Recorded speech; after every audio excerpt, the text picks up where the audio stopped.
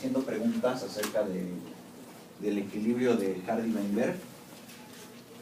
Una cosa que me llama la atención es que son preguntas muy buenas, de contenido, ¿no? Tienen que ver con qué pasaría, por ejemplo, en la trisomía, qué pasa con la eugenesia, ¿no? Tal. Por allá sí vi que hubo otra que era más bien de estructura del pensamiento. De hecho, la que motiva el ejercicio que hacen estas personas. Voy a empezar con una pequeña digresión de este asunto.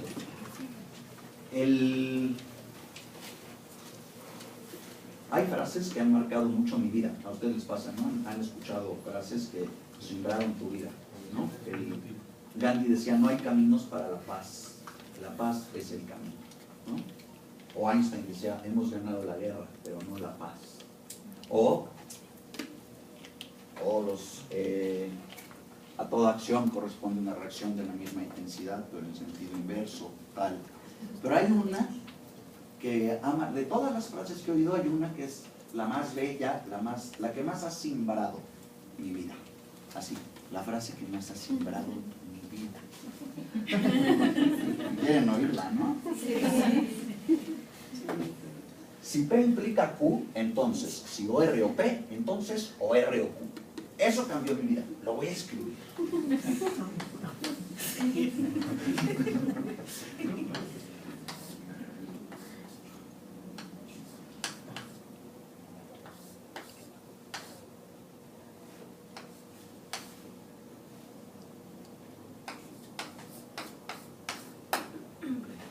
Esta frase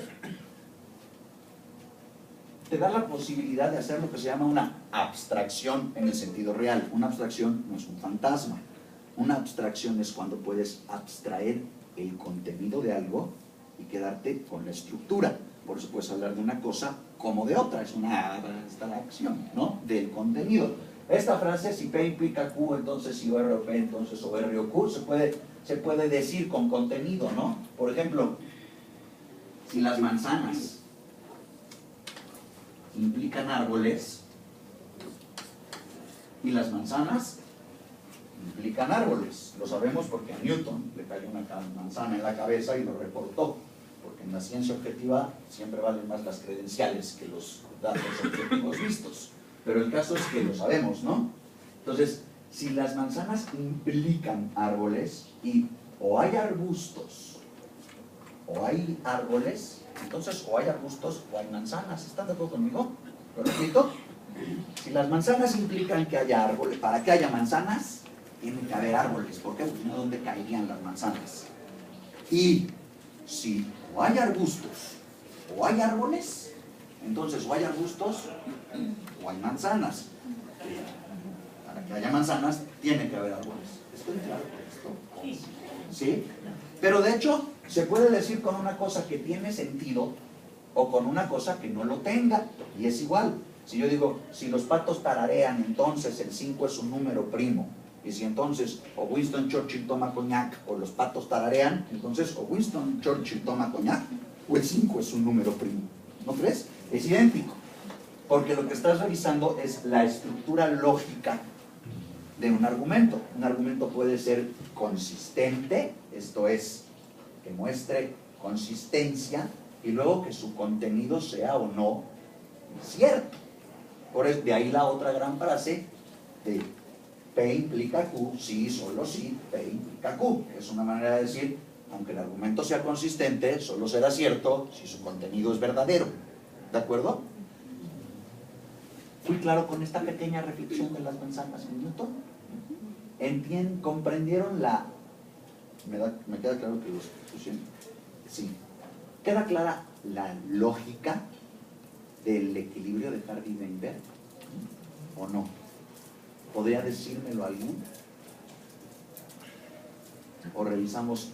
Es un ejercicio para demostrar una cosa abstracta. Es una abstracción la de Hardy-Weinberg. Se puede resumir en esa frase: los genes no se crean ni se destruyen, solo que se recombinan.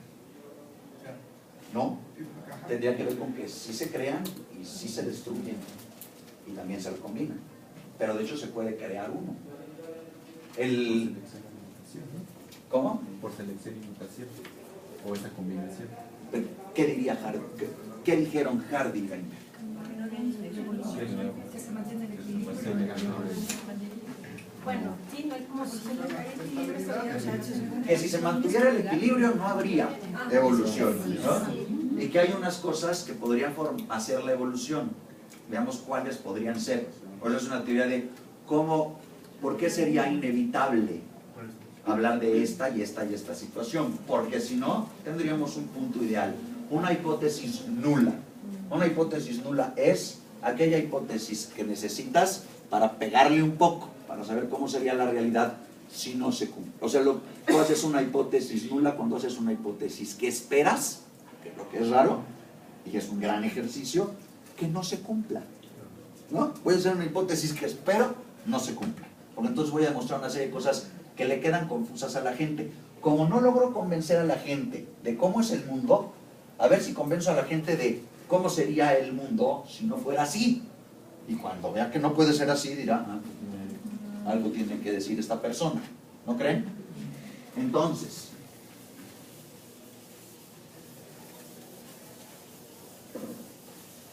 primero aclaremos algunos puntitos que sé que ya les quedaron muy claros, pero solo por insistir para mi tranquilidad. Saben que soy una persona ansiosa. Un locus o un loci, conjunto de ellos, es, digamos, las coordenadas de dónde está algo. O sea, es la longitud, y si me explico, son las coordenadas de algo en el ADN. Es decir, el genoma es muy grande, uno está hablando de la funcionalidad de un locus, pero puede decir, ¿a qué área te refieres? ¿Dónde está? Localicémonos. ¿Se acuerdan? Bueno, a lo mejor no, muchos no, pero Brodmann, una persona muy inteligente, agarró el cerebro y cuando Painfield empezó a hacer descubrió que existía el sistema somatosensorial, empezó a ver, picaba, ¿no? Le abría la cabeza, un malvado científico, le abría la cabeza a una persona, con un alfiler picaba y veía que se iban moviendo cosas y entonces fue topografiando un área y dijo, este es el área somatosensorial. ¿Por qué? Porque mira, le pega al red y se mueve, ¿no? Muy claro. Es un área funcional. El otro cuate, Brodmann, dijo, mira, para investigar, porque están empezando a salir funcionalidades, tenemos que hacer, digamos, una cartografía del asunto. Entonces, agarró y vio el distinto granulado de los tejidos del cerebro y según el granulado los iba llamando el área 1, el área 2, el área 3, el área 4, de tal manera que tú pudieras tenerlas topografiadas. Entonces, por ejemplo, si yo te digo, fíjate que descubrí el área de Broca, porque ahorita soy Paul Broca, Dios me libre, pero en un momento seré Paul Broca, ¿no? Y te digo, descubrí el área del lenguaje, te hubiera dicho, ¿en qué área de Brodmann está tu área funcional? Es decir, geográficamente, ¿dónde la ubico? Entonces tú dices, en el área 44. Pues igual que las delegaciones, una delegación es un loci, ¿de acuerdo? Entonces, ¿dónde te voy a hablar de tal cosa, la fuente de tal, ¿en qué delegación está? ¿En qué loci está? ¿No? Es coordenadas. Y adentro de los locis hay alelos. Estos sí que son funcionales, ¿no? Estos sí que tienen de una cosa o de otra, ¿ok? No son las coordenadas de una cuestión, sino una cuestión funcional. Entonces, yo puedo decir, en el locus tal se encuentra el alelo tal. Cuando pienso en el locus, no pienso en funcional, pienso, en ese momento tú haces ¿no? Y llegas a él. Allá adentro hay varios alelos, busco el que sirve para tal cosa. Ahí ya buscas por la función cuál es, y entonces lo sacas, ¿no? Pero pensarías, si quiero localizar el alelo para la malaria, te diría yo, ¿sabes en qué? ¿Me podrías indicar en qué loci está? Si yo te digo, está en el locus tal, entonces digo, perfecto, voy a ese locus y ahí ya me pongo a buscar cuál es el que está generando las células falciformes, ¿ok? Queda claro que es un locus, ¿no creen? Porque no es nada difícil. Y adentro están, pues, los alelos. Los alelos que pueden ser, tú dirías, y es muy bueno porque pues, estás haciendo una abstracción, pero por ejemplo, que es el que da las células normales, ¿no? O el que da las células falciformes, ¿no? Esto es que haya heterocigosis. Este que les dibujé aquí, de hecho no es una célula, ¿ok? Es un, bueno, sí es una célula, obviamente. Es un cigoto. Un cigoto es cuando se mezclan los pares de cromosomas de una persona y de otra, se forma una cosa del tamaño de una cabeza de alfiler que se llama cigoto. Tú puedes tener un tipo de cigotos de mamá y papá, ¿no? O sea, el mismo tipo de cigoto, en cuyo caso eres homocigoto. O puedes tener un cigoto que tiene dos pares de alelos distintos, en cuyo caso eres heterocigoto. Entonces, ¿por qué? Como estamos hablando del cigoto y de sus pares, es que hablamos de homocigosis o heterocigosis. La verdad es que, bien mirado, ya no está tan difícil, ¿no? Entonces la gente puede ser homocigota o heterocigota, y no más, que es muy interesante, no mucho más. Ahora, puede ser de dos maneras homocigoto. Homocigoto de dos células de este tipo, en cuyo caso eres A y A, u homocigoto de dos células de este tipo, en cuyo caso eres así. Solo hay una manera de ser heterocigoto, ¿no creen? O sea, tener uno de uno y otro de otro. De tal manera que en este mundo hay dos tipos de homocigosis y un tipo de heterocigosis. ¿Soy claro hasta aquí? Es decir, que una población puede constituirse, pues no de muchas maneras, ¿no? Puede tener o dos de este tipo, homocigosis, o uno de uno y otro de otro, dos se dividen, uno y uno, ¿no? Es decir,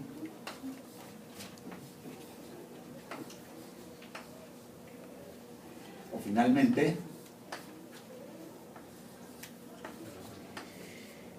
y son las maneras, ¿no? En las que puedes, son las combinaciones que puedes hacer una vez que expliqué esto de la homocigosis y la heterocigosis, ¿de acuerdo? Entonces solo puede haber tres, y puedo ponerlas en matemáticas y así apantallo la banda, que es lo más importante en la vida, ¿no?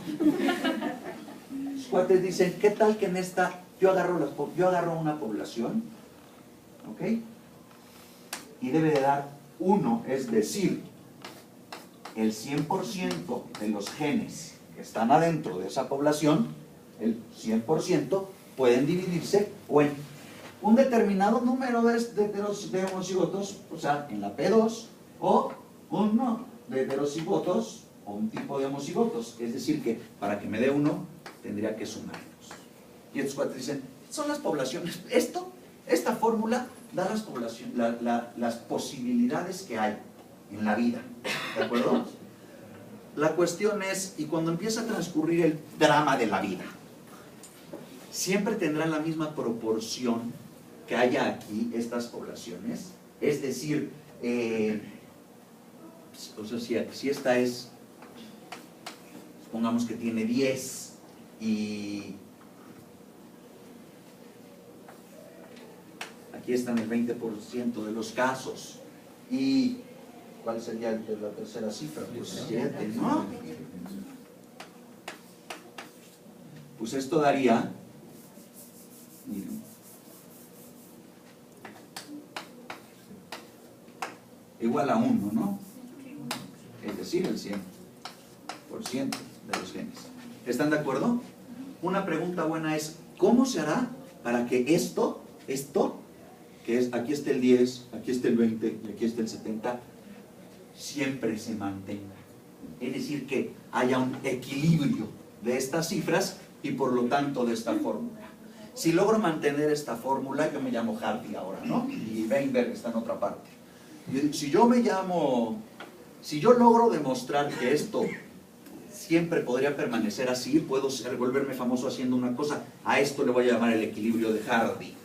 En Alemania en un tiempo había un cuate diciendo lo mismo, pero en alemán, y decía, y le puedo llamar el equilibrio de Weinberg. Luego el equilibrio de Hardy-Weinberg, ¿no? Es decir, la demostración de esto sería el equilibrio. Este es nuestro gol, ¿de acuerdo? ¿Me siguen hasta aquí claramente? ¿Qué tendría que pasar para que esto ocurriera? ¿No? O sea, ¿qué tendría que pasar para que esta población se mantuviera todo el tiempo.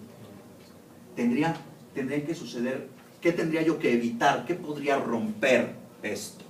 La no selección, la no mutación, la migración. Bueno, la no selección, para que se rompiera, tendría que haber selección. Es decir, esta población, primero necesita una población suficientemente grande. Ahora responderé tu pregunta de los Ares, ¿no? Pero primero, la población tendría que ser suficientemente grande. En matemáticas o en lógica, suficiente es suficiente, así la frase está incompleta, es lo suficiente para que no me estés molestando. Eso quiere decir lo suficiente, es cuán grande tendría que ser, y que tú dijeras del tamaño del planeta. Entonces alguien dijera, pero si los genes fueran entonces mucho más grandes, entonces tendría que ser más grande. Pero y si entonces los genes fueran del tamaño de las lunas, entonces más grande. Lo suficiente quiere decir lo suficientemente grande para que no cause un efecto. Eso es lo suficiente, ¿no? Entonces, el hombre araña, y lo digo en serio, en términos lógicos, no es lo suficientemente fuerte. Es fuertísimo, pero tiene la fuerza que tiene una araña. Esto es, carga 150 veces su peso. ¿Por qué le gana a Superman? ¿Vieron cómo está creado? O sea, Superman está pensado, debe de ser lo suficientemente fuerte. ¿Para qué? Para todo. Ese es el chiste. Entonces, pero y entonces puede cargar el planeta, entonces puede cargar el planeta. Pero y si hay un problema de que tiene que agarrar Júpiter y Saturno, entonces puede, es Superman. Eso quiere decir que sea lo suficientemente fuerte para que no me estés molestando. Cuando llegó Superman 3 y llegaron de Krypton los otros cuates, ¿se acuerdan? Ahí cambia una ley. Ahí no es lo suficientemente fuerte, porque hay unas personas igual de fuertes que él. Ahí se tienen que establecer parámetros de su fuerza. Y luego les gana con su humanidad e inteligencia. Pero no hablemos de eso. Queda claro lo que es lo suficiente, ¿no?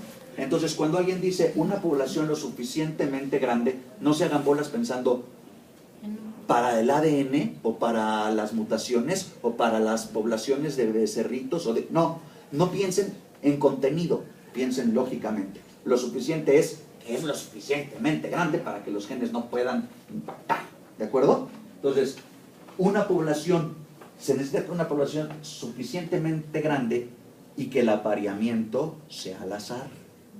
Al apareamiento al azar, para que no te entienda la gente, que es un propósito bueno, yo creo que no sé cuál es el científico, pero debería de recordarse aquel que dijo, vamos a hacer términos difíciles para pantallar a la gente, y lo vamos a lograr. Entonces, cuando tú dices una población suficientemente grande donde los apareamientos son al azar, se dice panmíctica. Entonces ahí ya te preguntan, y tú les dices lo que yo acabo de decir, que es lo suficientemente grande y se reproducen al azar los individuos. Esto es, cuando es totalmente aleatoria la reproducción, hay panmixia. ¿Dónde hay panmixia en el mundo? Sí, hay panmixia en el mundo.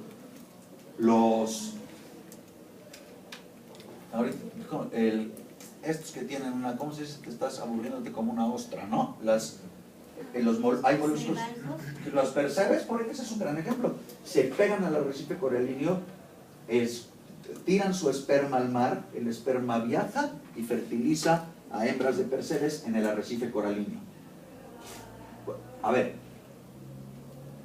ahí bueno, ahora veremos. Lo que es al azar es la reproducción sexual, pues, ¿no? Pero queda claro, panmixia necesita una población que tenga apareamiento al azar. No hay mortalidad diferencial ni reproducción diferencial. ¿Se acuerdan? Esas dos cosas tienen que ver con la selección natural, ¿no? No hay. Una cosa es que haya mortalidad diferencial, ¿se acuerdan? La selección de mantenimiento. Y otra cosa es que haya reproducción diferencial. No hay ni migración ni emigración, ¿de acuerdo? Y no hay mutación. Y como ya nos demostraron, no lo repetiré, pero hay un tratamiento matemático en el que sigues unos cigotos que tienen que ver con unos gametos, ¿no? Los dos gametos que hacen a los cigotos. Tú vas primero de gametos a cigotos. ¿Por qué? Porque vas a ir de dos pares haploides a uno diploide, ¿no? Entonces, Ahí tú vas, si yo agarro dos gametos y los convierto en cigotos, y a los cigotos los convierto en criaturitas que se reproducen, lo que tengo al final es una población así. A menos de que hubiera, tú ahí tendrías equilibrio. ¿Cómo podría yo romper ese equilibrio? Pues yo mismo puse las leyes. Para hacerlo necesito una población que se reproduzcan al azar, que sea suficientemente grande, que no tenga mortalidad diferencial ni reproducción diferencial, dos caras distintas de la misma moneda, que no haya inmigración, que no haya mutaciones. Por lo tanto, si se fijan, por lo tanto, ¿qué se necesita para que no se cumpla el equilibrio de Hardy-Weinberg? Pues sí, ¿cómo lo dirían? Yo diría que haya fluctuaciones aleatorias por el tamaño de la población. La población tiene un cierto tamaño y si llega un terremoto y se carga unos y deja a otros, pues ahí hubo una fluctuación por el tamaño de la población. Si la población es lo suficientemente grande, no. Entonces, ¿sabes? Ahorita te dicen, tembló en un hormiguero. Y se murieron todos, sí. ¿No? Pero de tal que tiembla en el DF, eso ya es distinto. Si la población es del suficiente, o sea, hay fluctuaciones aleatorias por el tamaño. El cruzamiento, ¿cuál sería lo contrario de la padmixia? El cruzamiento es preferencial. Si no es azaroso, el cruzamiento. Entonces el cruzamiento es preferencial. Alguien dijo por ahí, ¿cómo se le llama el cruzamiento preferencial? La selección sexual, como tal. Ya vieron, distinta de la selección, ahora ya veremos por qué, de la selección natural. Luego, yo lo diría así, ¿no? Hay tasa de éxito preferencial en la perpetuación de ciertos alelos. ¿Cómo le llamarían a eso? Hay una tasa de éxito preferencial en la frecuencia. A veces hay una tasa de éxito diferencial en las frecuencias aléricas.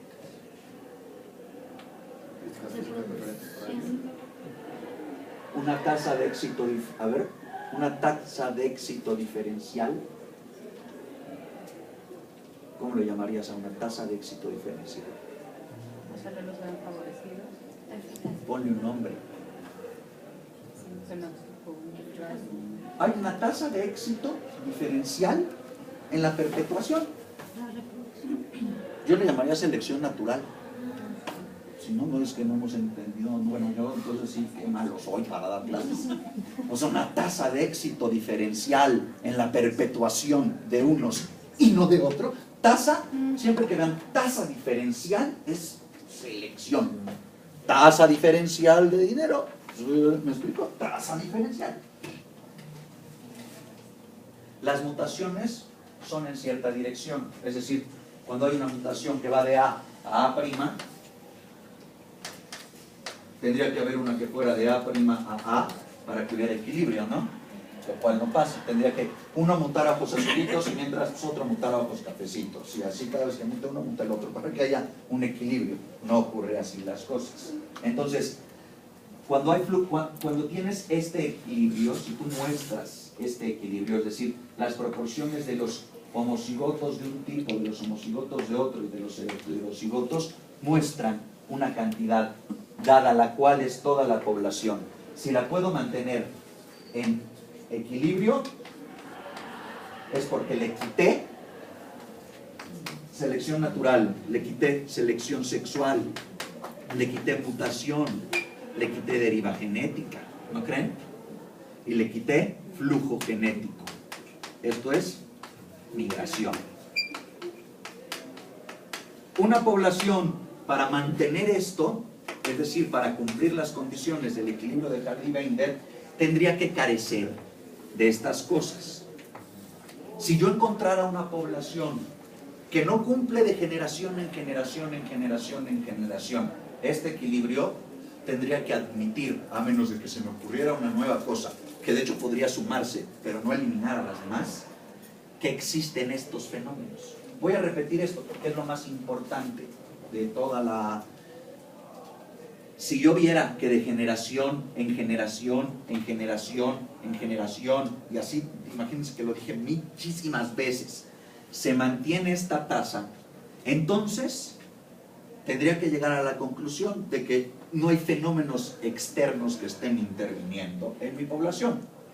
Pero parece ser que hay fenómenos externos que intervienen porque no encuentro esta tasa totalmente equilibrada. Y uno se pregunta, ¿qué fenómenos podrían ser?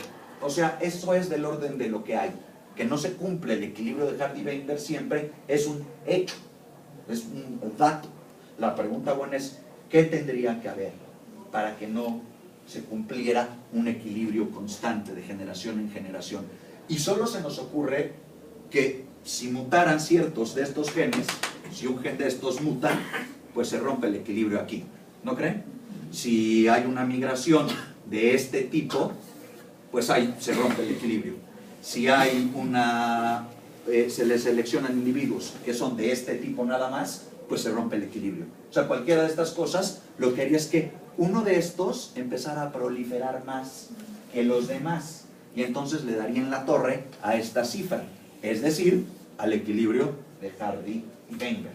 En cuanto aparecieran aquí otras cifras, tendrían que estar apareciendo o porque hubo unas mutaciones que cambiaron este gen, o porque hubo unas mutaciones, o porque hubo alguna funcionalidad de este gen que hace que su frecuencia aumente, o porque vinieron un montón de individuos que tienen esta constitución alélica, ya borré, ¿se acuerdan? O porque la población es pequeña y entonces cuando hay un temblor sobreviven más los de este tipo que los de este tipo, porque estos estaban en la calle y estos estaban en una casa en ruinas, ¿de acuerdo? O sea que el equilibrio de Hardy-Weinberg es una hipótesis nula para probar que existen fuerzas externas, y si tú dijeras, si a alguien se le ocurre otra fuerza externa más, vas a recoger el Nobel, nos da las gracias a la doctora y a mí por las clases, y aquí pondría mi propio invento, ¿no? Mi propio descubrimiento. Pero lo que es importante es que tu propio descubrimiento se sumaría a estas cosas. Es decir, independientemente de que esta lista sea finita o infinita, esta lista no se mueve, porque no cabe duda de que la selección de algunos de estos genes rompería el equilibrio, de que la migración de algunos de estos genes rompería el equilibrio, de que el apareamiento de individuos que tienen un tipo de genes rompería el equilibrio, o de que los accidentes en una población finita romperían el equilibrio. ¿De acuerdo? ¿Es claro el equilibrio de Hardy y Weinberg? ¿Seguros? Oye, o sea que se podría decir que... Es súper bonito. Digo, o a lo mejor, pero... Se puede decir que no existe, o que existe, por ejemplo, cuando hay especiación Cuando hay especiación, ahí dirías, cuando hay especiación, claramente se rompe el equilibrio de Hardy-Weinberg. ¿Por qué? Pues se están transformando los individuos, y los individuos para transformarse necesitan nuevos genes. Pues entonces, si donde veas transformación se rompe. Pero no el de Hardy-Weinberg, te lo voy a decir así. Donde veas transformación se rompió un equilibrio. O sea, lo mismo podrías utilizar si mañana estuvieras hablando de física, ¿no? O sea, si te dicen, hubo transformación, dirías, ¿hay desequilibrio? Como tal. La especiación, al ser transformación, es desequilibrio. Equilibrio es que no haya cambios. Desequilibrio es que los haya. Entonces, la especiación sería un buen ejemplo. Una buena pregunta es, ¿qué tal? Me voy a hacer una pregunta. Yo me tengo una pregunta. Me tengo esta pregunta. Me queda claro que esto es una hipótesis nula en un mundo ideal. El equilibrio de Hardy-Weinberg lo hicieron dos individuos que estaban interesados en hacer una prueba matemática que comprobaran unas ciertas cosas. Ahorita hablaré tantito para ir para contextualizar tu pregunta. Esta es la respuesta de tu pregunta, para contextualizarla históricamente y tal vez afianzarla un poquito más. Pero una pregunta que sería buena es, ¿pero existe una suerte de equilibrio de Hardy-Weinberg? Es decir, uno oye a los biólogos, sobre todo a todos, hablar una y otra vez del equilibrio de Hardy-Weinberg. No es que esté nada más recreándose entre ellos diciendo, ya viste la patiza que le puso las matemáticas ¿no? Sino que, de hecho, servirá. ¿Por qué hablan tanto de ello? Pues uno puede hablar de una suerte de equilibrio de Hardy-Weinberg. Vayamos a él, ¿va? Yo sé que ahorita deberíamos de descansar y pueden, bueno, todo esto si lo avala la lideresa de este barco, la doctora Peña, pero podríamos descansar ahorita e irnos a las 2, o podríamos seguirnos, si le parece, y salir un poco antes. La razón por la que sería un favor para mí, y tal vez para todos ustedes hambrientos de conocimiento, es ir a las jornadas de antropología, porque coordino una mesa y de paso nos terminamos de cosas. ¿Les parece bien? ¿Sí? ¿Cómo? Oye, esta explicación que das, que empiezas como haciendo un análisis en términos lógicos, me parece interesante porque al final esta ley que menciona, ¿no? Si bien habla en términos de suficiente, no en términos de necesario, porque ponías ahí unos ejemplos, ¿no? Que son los que podrían alterar la ley, ¿no? Pero no son exhaustivos. No. Se puede introducir más elementos al modelo, lo cual lo hace más rico, ¿no? Sí, a ver, hay argumentos suficientes y argumentos necesarios. Es decir, es necesario que haya fuerzas externas para que se rompa el equilibrio. Es suficiente, pero no necesario que haya deriva genética. Podría haber todo lo demás. Es suficiente, pero no necesario que haya selección natural. Ahora, y eso salió durante qué bueno que sacaste ese punto. Es suficiente y necesario que haya mutaciones. Es decir, para que haya una fluctuación, de hecho, sin selección natural, podrías romper el equilibrio de Hardy-Weinberg. Un poco de deriva genética por aquí, un poco de deriva genética por aquí, ya variaron las poblaciones. No en un sentido creativo, por lo que ya sabemos, no tiene eficacia para generar nuevos órganos, para hacer especies, pero rompería el equilibrio de Hardy-Weinberg. Sin mutación sería más difícil romper el equilibrio de Hardy-Weinberg, porque estaríamos hablando de los mismos genes todo el tiempo. Justo habría muy poca variación dentro de la población interindividual, ¿no? Exactamente. Por eso la fuerza de ahí, de ese argumento, qué bueno que lo sacaste, justamente son argumentos en términos lógicos. Es necesario que haya fuerzas externas para romper el equilibrio de Hardy-Weinberg. Por eso se les llaman mecanismos. Son fuerzas que intervienen. Por eso son deterministas. Tu pregunta entre el azar y el determinismo es esa, ¿no? Es decir, tú tendrías factores azarosos para romper el equilibrio de Hardy-Weinberg. Sí, una mutación, ¿no? Pero fuerzas externas, la migración es una fuerza externa, la deriva genética interna, la selección sexual externa, ¿ya vieron? Necesitarías fuerzas que estuvieran interviniendo en la ruptura del equilibrio. Dobzhansky, que en algún momento alguien lo va a dar, bueno, vía Miles Eldredge, pero Dobzhansky de ahí que dijo, porque no era tan reduccionista como parece, pero cuando dijo la evolución es un cambio en las frecuencias genéticas, decía, lo que hay que demostrar para demostrar la evolución es la ruptura del equilibrio de Hardy y Weinberg. Es decir, un cambio en las frecuencias génicas. Lo que falta demostrar es cuáles son los factores que lo rompen, ¿no? ¿Fui claro? ¿Seguro? Sí, y es que lo que me parece interesante es que es un modelo que no se piensa en términos de exhaustividad, y eso lo hace más rico, ¿no? Que se pueden introducir otros factores. Por eso lo que me parece interesante de la teoría de la evolución es cómo se ha ido complejizando, ¿no? Teoría darwinista, síntesis. Sí, desde luego.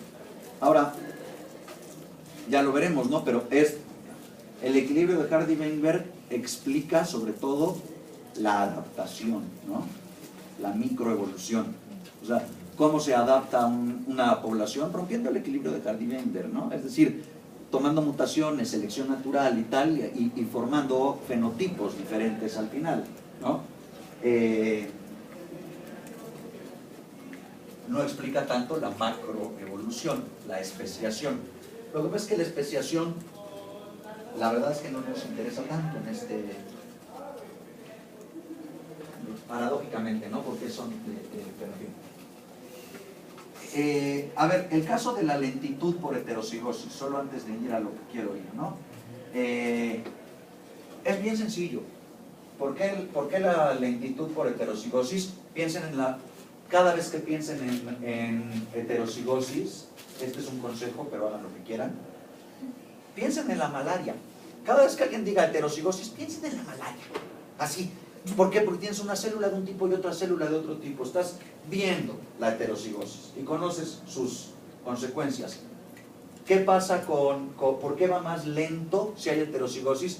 Porque, ven, la heterocigosis sirve para salir adelante de la malaria. Ahora, el problema es, unas personas de ahí que están saliendo adelante de la malaria se están muriendo de anemia. Son anémicos. Tantito que se descuiden. O sea, si tú eres anémico falciforme, no te tienes que cuidar mucho de la malaria, pero sí te tienes que cuidar la anemia. Usted cuídese su anemia, ¿no? Si vives en África te dijeran, te la quito por así, ingeniería genética, Dios no, ni Dios lo mande, me mata la malaria. Pero, desde luego, esa población va avanzando con un pool genético, sí, desde luego, pero pues, tiene, aunque hay de reproducción diferencial, también hay una movilidad diferencial. Los homocigotos en un lugar donde no hay malaria, los homocigotos que no falciformes, pues se acelera mucho la cuestión, ¿no? Aquí, ¿sí? ¿Soy claro? ¿Sí?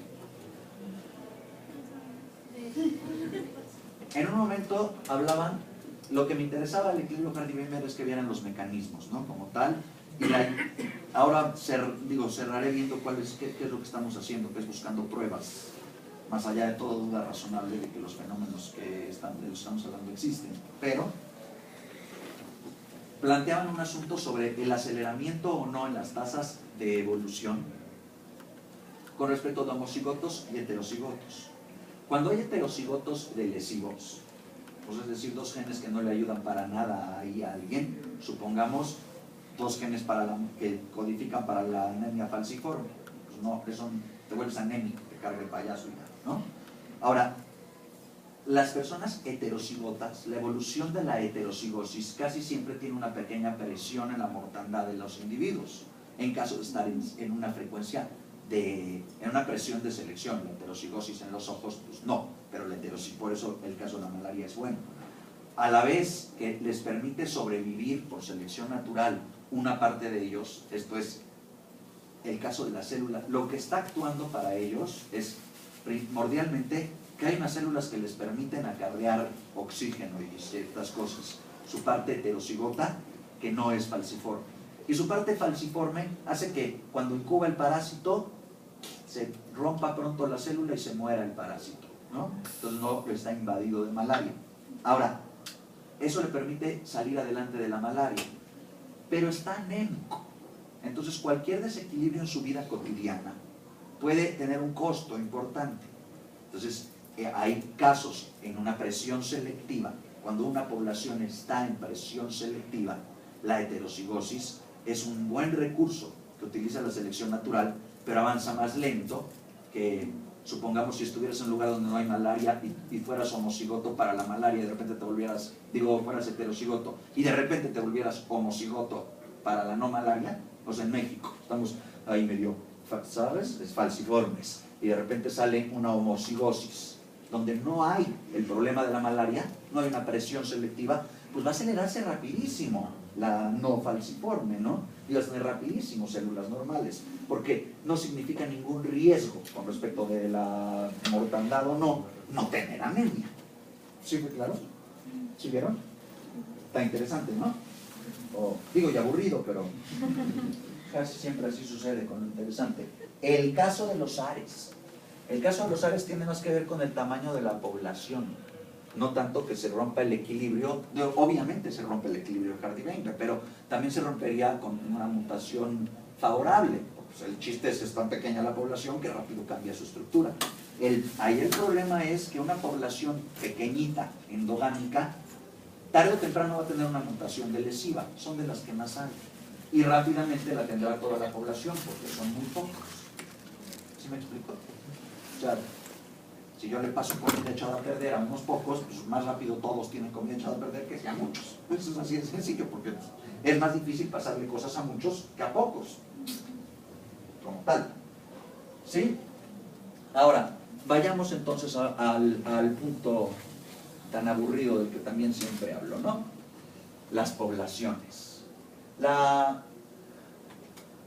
El equilibrio de Hardy y Weinberg nace con la teoría sintética. De hecho, digamos que argamasa a la síntesis evolutiva. La síntesis evolutiva fue un hombre que acuñó en la década de los 30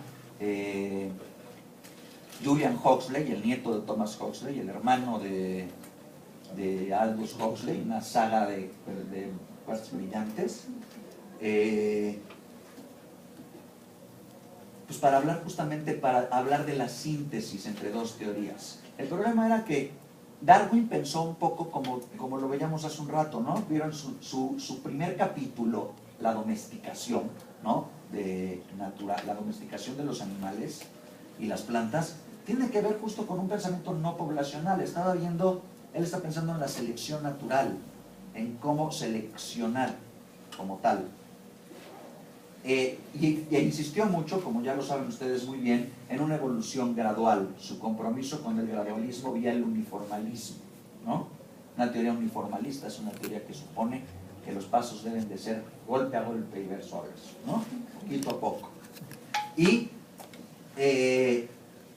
la cosa es que cuando Mendel no pensaba en las fuerzas evolutivas. Mendel dijo, yo lo que noto es... Las leyes de Mendel nunca se llaman bueno, sí se llama también teoría, pero las leyes de Mendel están basadas en observaciones, ¿no? El cuate dijo, ¿por qué los chícharos amarillos de repente dan descendencia verde? Y pensó, ahí debe de haber un gen que no estoy viendo. Le llamó recesivo. Él no le puso genes le puso Bateson, William Bateson. Pero es un dato inútil culto, ¿no? Pero lo que sí es cierto es que el darwinismo como tal, parecía estar como que encontrado con las observaciones de Lamarck, porque en las observaciones de Lamarck ves un chícharo verde que su hijito es un chícharo amarillo, y de repente si es dominante prolifera más el amarillo. Entonces nunca viste el cambio, digamos, de verde a amarillo. Ahí el gradualismo era, ¿qué onda, Darwin, con tu gradualismo? Parecía que todo era entidades discretas y con características saltarinas, ¿no? Digamos, en contra de la construcción paulatina y pasmosa incluso de las características. La teoría sintética consistía en demostrar que la genética mendeliana podía responder a la teoría de la variabilidad con los mecanismos darwinianos. Podía ser, de hecho, bien visto, se podía demostrar que esos cambios pequeños que había no se oponían a las fuerzas de la selección natural. Para eso, lo que pasa es que hay quien no lo sabe, pero aquí es cuando se dice, para eso se hizo el equilibrio de Hardy-Weinberg. Como lo acaban de ver, les cae el 20 inmediatamente en qué consiste la cuestión, ¿no? Vamos a hacer una teoría donde observemos cómo las leyes de la genética mendeliana necesitan de la selección natural, necesitan de la selección sexual, necesitan de la no panmixia, necesitan de el flujo genético como tal. En ese momento no hay gente pensando en ADN, ¿no? Nosotros hoy podemos hacer esto bellísimo. Ellos cuando expusieron ver los pedazos de los cromosomas y tal, la genética de Mendel significaba un tipo de carácter, otro tipo de carácter. Dominante y recesivo no son cosas que hoy en día se utilizan mucho en la genética. Lo que pasa es que la genética mendeliana se parece en eso mucho a la física newtoniana, ¿no? Aunque sabemos hoy que la física de las grandes magnitudes de Einstein es la que cumple con todas las características del universo, para todos los fenómenos que nosotros vemos en el mundo, a menos que estemos viajando en una nave por el universo a toda velocidad, las leyes de Newton se cumplen. Entonces, aunque sabemos que las leyes de Newton no son universales, al tener una eficacia local buena, las utilizamos para explicar las cosas. Es decir, aunque sé que las cosas a la velocidad de la luz no aumentan más que su masa y ya no su velocidad, eso no, Aunque sé que eso hace que no se cumpla la ley de adición de las velocidades de Newton, de todas maneras, con las leyes de Newton levanto un puente tranquilamente, porque mientras ese puente no vaya a la velocidad de la luz, va a suceder lo de Newton. No tiene un carácter universal la ley de Newton, que es la única, bueno, no la única, la diferencia especial con respecto de la teoría nueva, ¿no? Es decir, una no tiene un carácter universal, pero sí local. Con las leyes de Mendel pasa igual. Aunque hoy en día no hablamos de genes dominantes y recesivos en ese sentido como tal, la genética mendeliana nos sirve para explicar una serie de cosas. Es mucho más sencillo explicar con las leyes de Mendel, ¿no?, justamente cómo se rompe el equilibrio de Hardy-Weinberg, que si yo te dijera, en vez de AA, si te dijera, aquí hay frecuencias alélicas politípicas, ya sabes, empezar a decir una serie de cosas, cuando lo que queremos ver es cómo pedazos de información diferentes no guardan equilibrio, porque esos pedazos de información están sometidos, número uno, a transformaciones inherentes de ellos, y número dos, a la distribución diferente de estos a partir de su funcionalidad. ¿Soy claro con esto? De manera que lo que tenemos es, a la salida del siglo XX, una teoría que supone que las cosas deben de ser azarosas en términos de su variabilidad, y se utilizan los mecanismos que conocemos. La síntesis de esas dos cosas, que se da entre 1900 y 1917, la teoría sintética de la evolución, supone las leyes de la genética con las leyes de Darwin, y con ello ya tienes una teoría. Esa teoría ¿cómo se prueba? Con genética de poblaciones, ¿de acuerdo? Y la genética de poblaciones probaba de esa manera la microevolución. ¿Qué prueba las leyes de Hardy-Weinberg? La posibilidad de adaptación, no la posibilidad de evolución. Y ahí entraron en acción la santísima trinidad de la genética, así, la santísima trinidad de la genética, que se llamaban, si los googlean ahí debe de salir aureolas y así, que se llamaban Fisher, Haldane y Wright, dos matemáticos y un biólogo. G.B.S. Haldane fue un hombre todoterreno. Me interesa, Fisher, Haldane y Wright lo que hicieron fue acabar la genética para explicar el sueño de Darwin, ¿no? Que la microevolución o la adaptación con la selección natural, ¿no? ¿Ya vieron? Microevolución, es decir, adaptación con selección natural, ya saben lo que voy a decir, ¿no? Es suficiente para probar la existencia de la evolución. Entonces, lo que teníamos es un problema de una variabilidad que estábamos viendo que no parecía ser consistente con los principios de la selección natural, y gente que dijo, a ver, vamos a demostrar matemáticamente, ya para que se calle en la boca, que la variabilidad de las leyes de Mendel, de hecho, apoya perfectamente las leyes de Darwin. No solo eso, que la teoría evolutiva de la selección natural de Darwin es la que puede explicar el panorama de cómo se comportan los genes en desequilibrio de las poblaciones mendelianas, ¿de acuerdo? Y de ahí le dieron la batuta a unas... la batuta es cuando diriges, y yo digo la estafeta, gracias, a los individuos que acabaron la genética de poblaciones. El pensamiento de la genética de poblaciones terminó en una cosa que ustedes ya han escuchado, pero que ahora vamos a repetir una vez más, que es en los argumentos con respecto de las discontinuidades. ¿Se acuerdan? Aquí siempre hay continuidad, pero luego tenemos especies de diferentes tipos. Es decir, cómo pasamos de la anagénesis a la cladogénesis, como ustedes ya muy bien manejan el tema. Y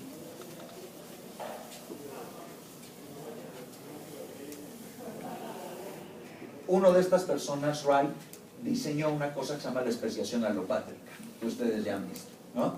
La especiación alopátrica tiene que ver con la posibilidad